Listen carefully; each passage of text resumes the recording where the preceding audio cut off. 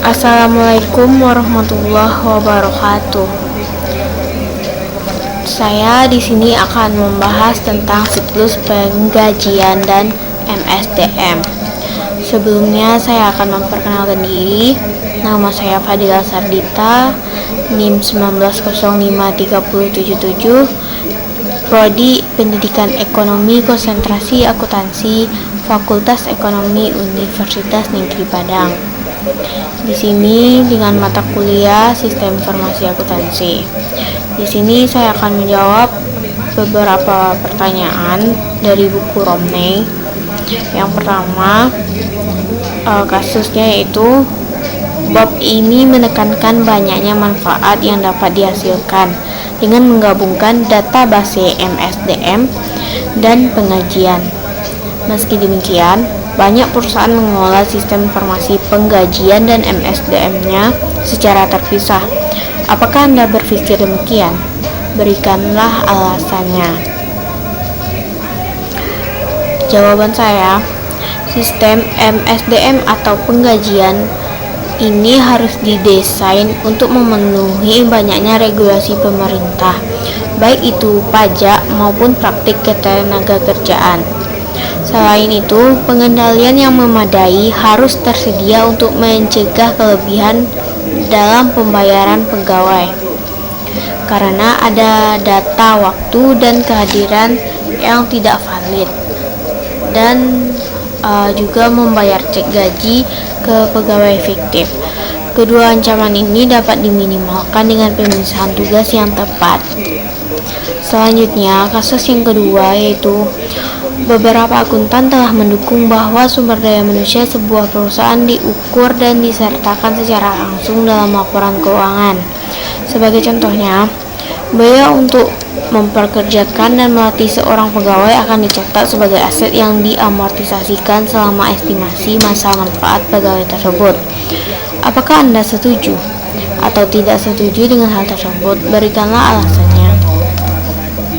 Jawaban saya sangat setuju. Pada saat ini, nilai dan pengetahuan karyawan di sini sangat penting.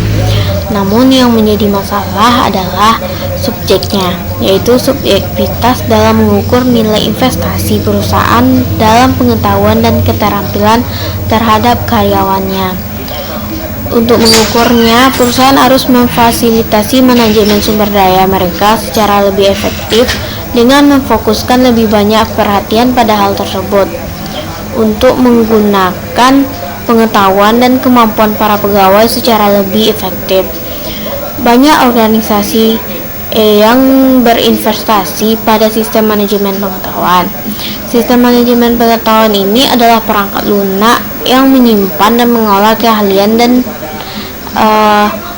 keahlian tersebut dimiliki oleh seorang pegawai individu, sehingga pengetahuan tersebut dapat dibagikan dan digunakan oleh yang lain. Selanjutnya, kasus ketiga, salah satu dari ancaman terkait dengan pegawai telekomut adalah mereka yang mungkin menggunakan sumber daya yang disediakan perusahaan untuk kepentingan lain. Di sini apa saja ancaman-ancaman lainnya? Pengendalian apa yang dapat mengurangi risiko dari ancaman-ancaman tersebut? Nah, jawaban saya, alasan lainnya adalah yang pertama, tidak bekerja atau bekerja yang kurang produktif. Lalu risiko keamanannya rendah.